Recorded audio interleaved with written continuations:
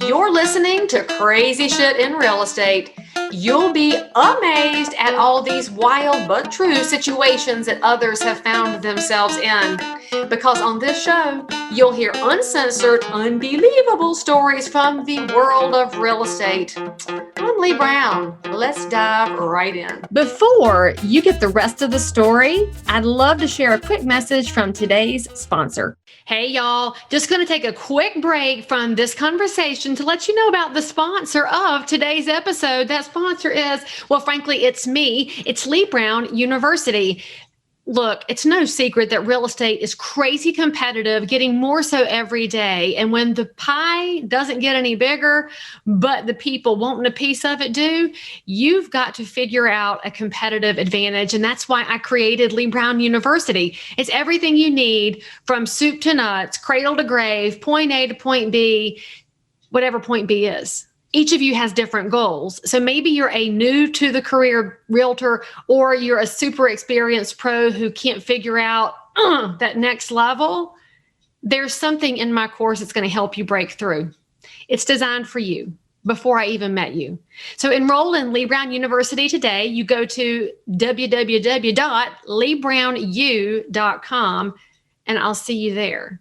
Now, back to this amazing content. Hello, friends. Leigh Brown here, and welcome back to Crazy Shit in Real Estate. Today's story is a little less about ghosts and naked people and just the random stories of real estate, and more about the story of what it's like to be a realtor managing life.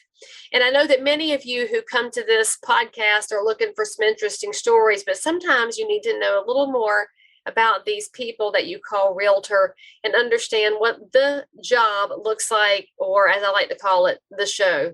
So you're going to meet one of the most amazing humans I've had the chance to collaborate with. This is Pamela DuBois. You're going to love her. So dial in, enjoy this episode, and I'll see you on the other side. All right, so Madame DuBois, which I love saying that because there is a character in one of the Disney movies. Oh, wasn't that the Wicked Stepmother? Wasn't she a DuBois in Cinderella? I don't think so. Was she? No. There's a DuBois in one of the Disney movies, and it's one of the older ones. I'm going to have to look it up now because now that I've said it, my middle-aged brain is forgetting all the details. Middle-aged brain, yeah. I hear you there. And I blame the children. I had an excellent vocabulary and an amazing memory until I had children. And so they ruined all of that. You understand. Oh, yeah. The brain goes every time you have a kid. So tell my viewers and my listeners a little bit about you, where you're located, how long you've been in real estate. Give them a teeny tiny snapshot of Pamela DuBois. Okay. So I actually started in the real estate field back in 1986, working for real estate settlement attorneys. And I actually did that for 12 years. And then from there, I actually went out into being a lender. My husband wanted to get into the lending business, and I was just like, okay, let's do this. So we went into the lending business full time.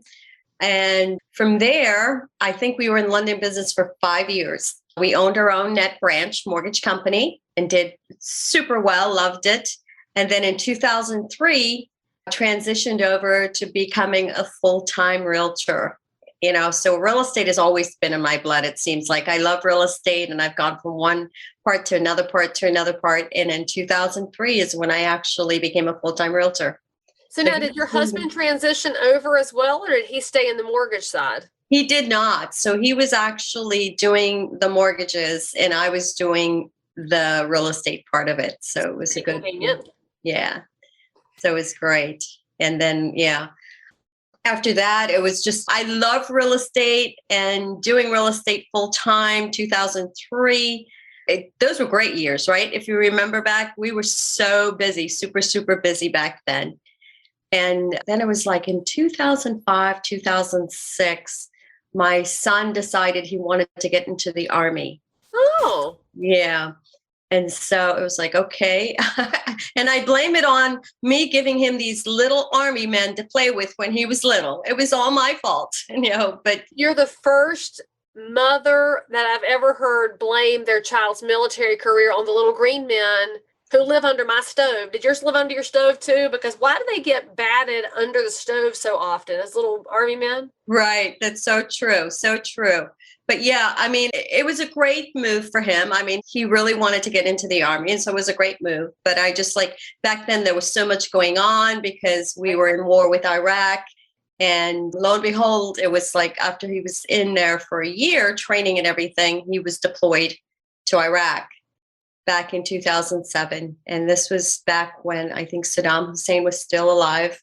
Yeah. So it was very crazy. It was one of the most stressful parts of my life, I think, when he was gone. And I actually couldn't listen to the news, couldn't turn the radio on, didn't do any of that. Even my Christian radio station, I couldn't even listen to that because then they would still give updates on the news. This many people got killed and things like that. So I was just like, I tuned everything out. And that's when I got really sick because there was so much stress on me. And I got really sick, ended up having to go to doctors over and over and over. They couldn't figure out what was wrong with me. It was like a matter of a year before they actually found out and thought it was Lyme disease because of all, and I may have had it in my system before, but the stress just brought it out. I was healthy. I was doing great until all that stress. And then I was actually, I want to say laid out. I was actually out of the real estate business. I think I want to say 3 or 4 years. I couldn't do anything. It just got me so bad. I wasn't able to drive. I barely was able to speak. The state of Maryland declared me basically disabled because I couldn't even put a puzzle together for a kid. Wow. Yeah, I was really sick. So I ended up putting real estate aside, obviously, because I couldn't do it.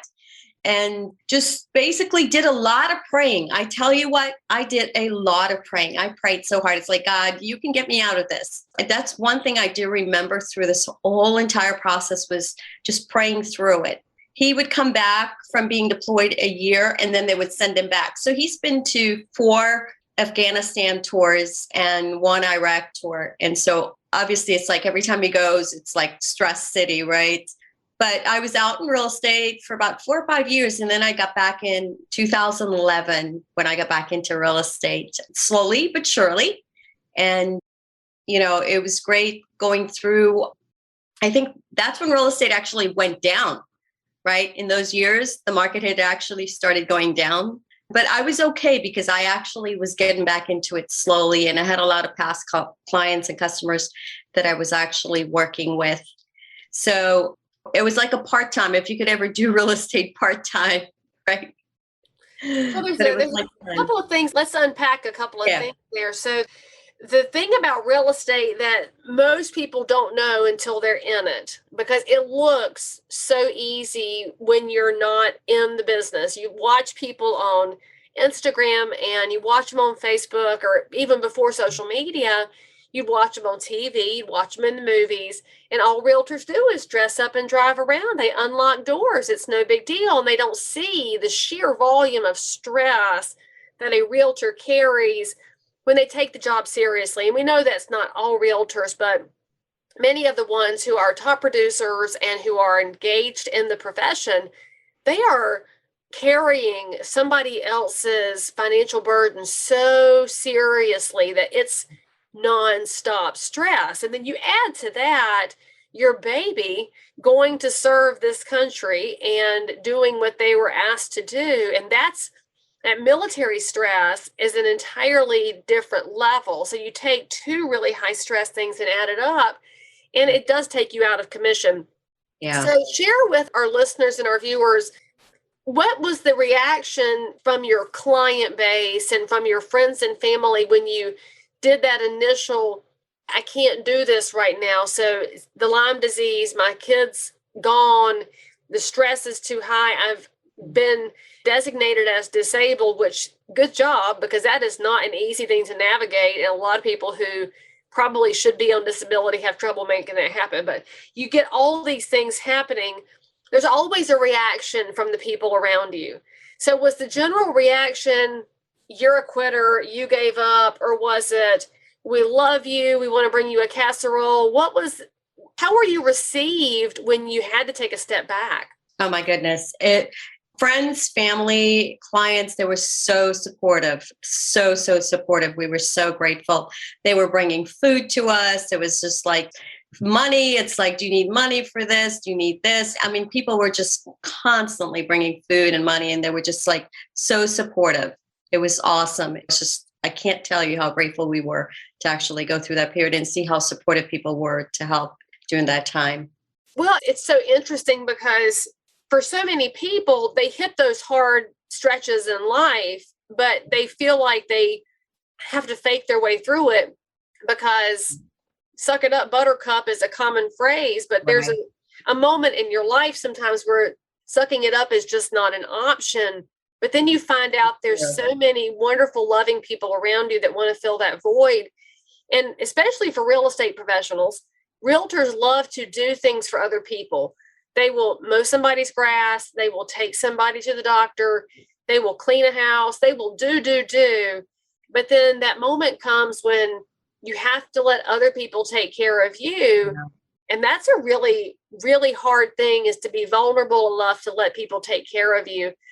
So when you hit that moment, what was it that told you, I can go back to real estate, that the profession would still be there? Real estate is actually, it's always there, right? And when you have it in you, basically, it just comes back out. I think we always say in real estate, it's like you can go around in a circle and end up right back where you started. But what were you saying? You were saying about suck it up, buttercup, right? That's my personality. That's so much my personality. It's like, okay, Pam, you've got to get through this. You can do this, right? Get through it. But I couldn't. I had no choice but to sit back and let people help me and bring me back to where I needed to be.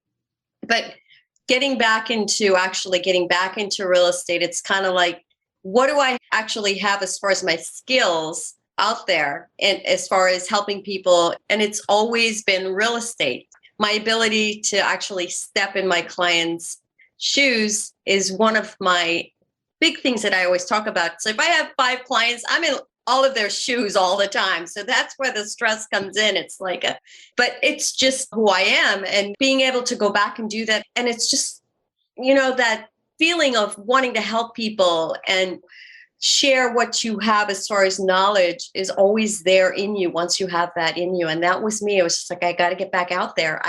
This is my blood. I love doing this. I love doing it so much. I love real estate. And so that's why I got back into it. And I love what you say there, because real estate does get in your blood. And we see this with realtors who never retire. They've been in the business 50 years and they're financially capable, but why would I stop it? Because I love it. And you see it with realtors that work 7 days a week and they burn themselves completely out to exhaustion because they're constantly giving. And the business is so fascinating because it's been like that as long as we've had organized real estate. But one thing I love about this business, and you can attest to this, between when your son got deployed in 2005 and then the Lyme disease and everything starts to crop up, and you get back in 2011, and of course there's some fits and starts along the way. Between 2005 and 2011, Facebook comes along, iPhones come along.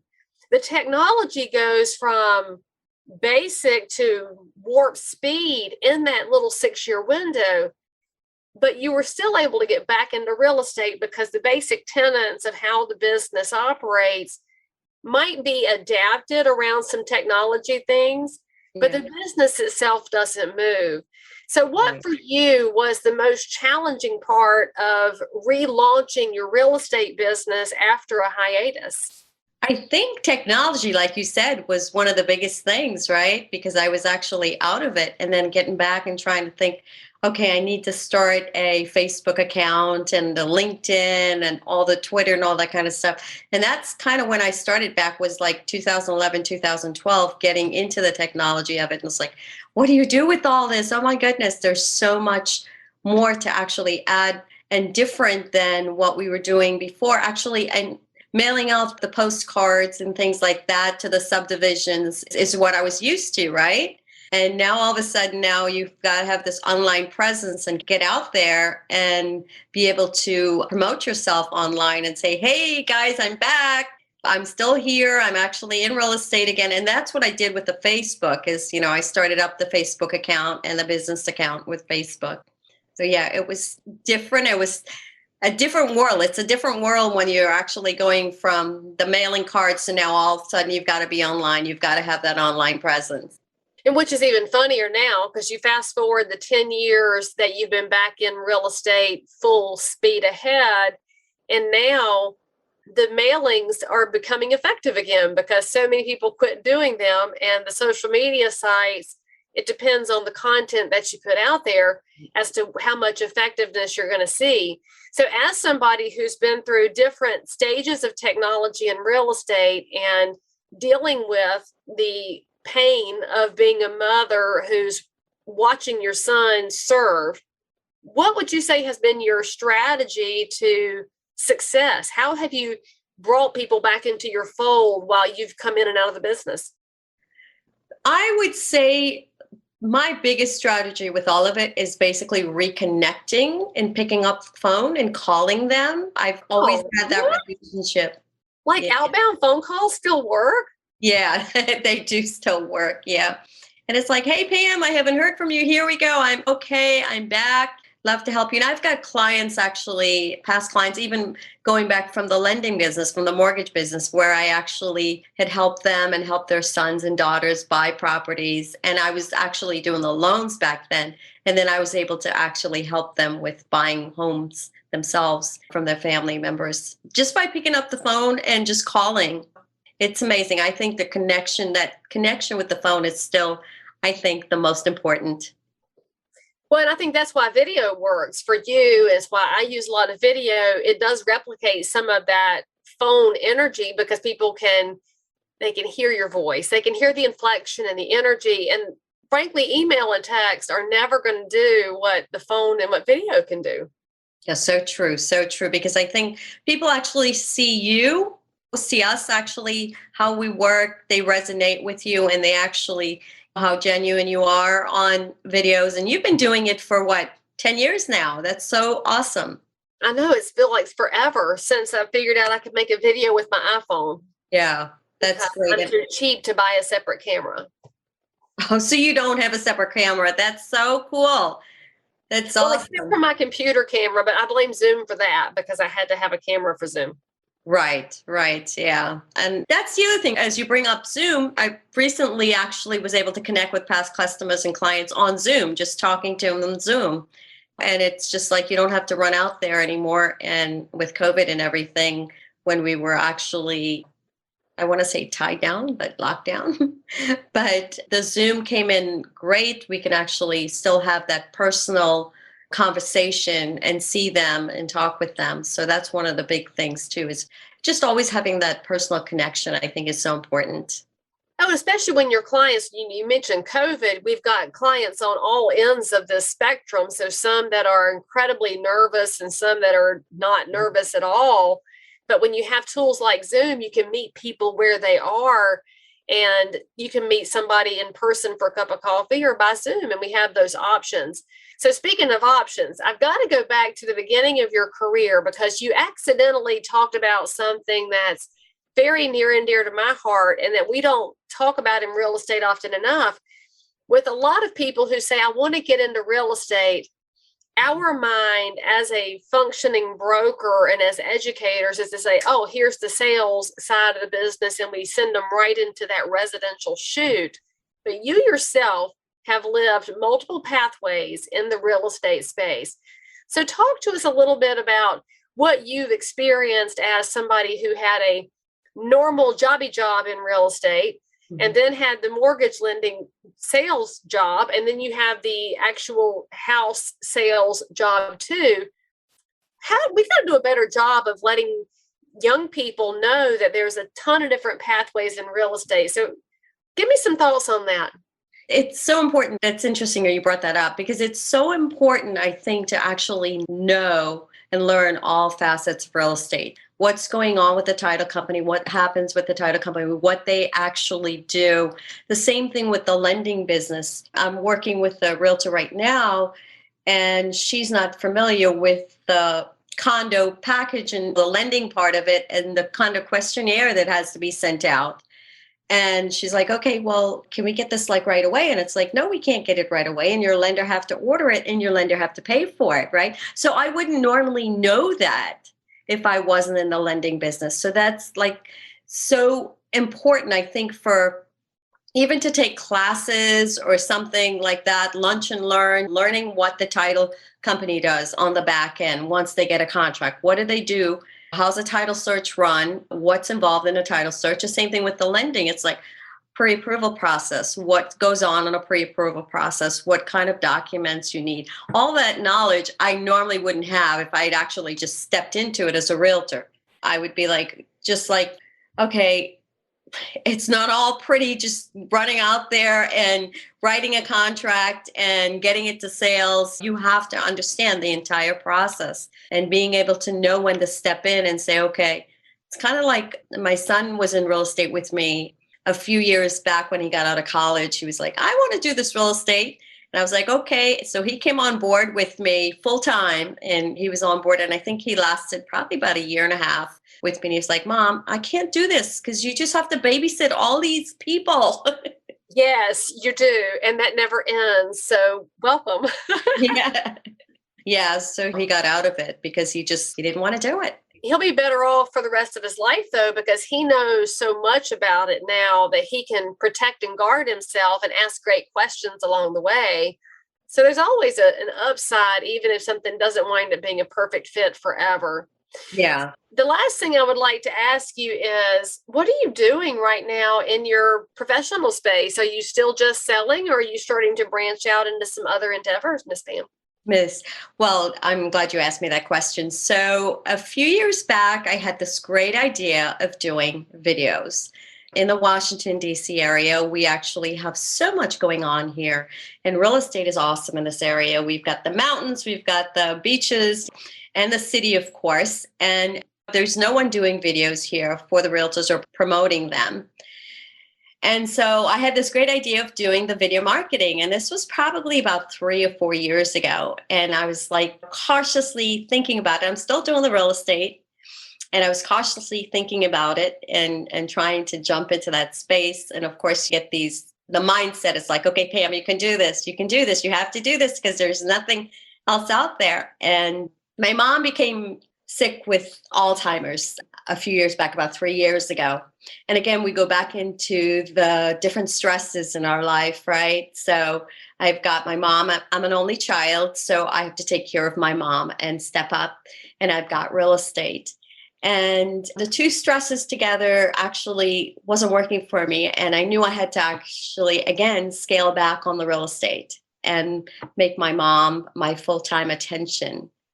And that's what I did about 2 or 3 years ago. And then I actually got into the video marketing then because that was, to me, more fun. That was something that I actually can promote others, actually share others, and take the stress off of me as far as what I was currently doing with the real estate business.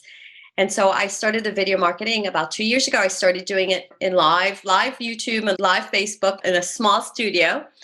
And then I landed a position on Fox 5 Plus where I was doing it on there. Oh, how about that? And then COVID hit. I was actually doing, the Fox 5 right before COVID hit, and then that kind of shut everything down.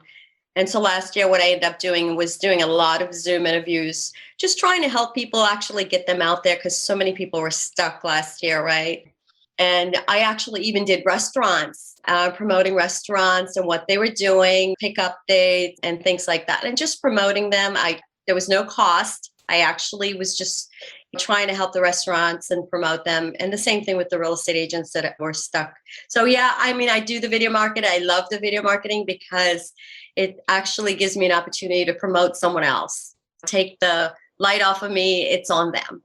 And it is totally scalable. While you do things like take care of aging parents, I think a lot of people forget that video's reach is so big and there's so much opportunity that you can make the most of your time so that you can be where you need to be, which is taking care of your mom, which is something that's a very painful task, but so rewarding and something nobody else would do as a daughter. So I think that's really admirable, and also a reminder to all of our listeners, whether you're in real estate or not, don't overlook the tools that you have so that you can take care of your priority list correctly. So Pam DuBois, if anybody wants to reach out to you and connect with you and find out more about you as a realtor, you as a video marketer, they need some advice on how to handle their kid getting deployed, or they're looking for somebody who's a only child caring for a mom with dementia as well, how can they find you? Oh my goodness, I would love to help anybody that's actually out there in any of those situations. It's PamelaDuBois.com. You can find me on there. And then my cell phone number is 301-674-4804. Again, 301-674-4804.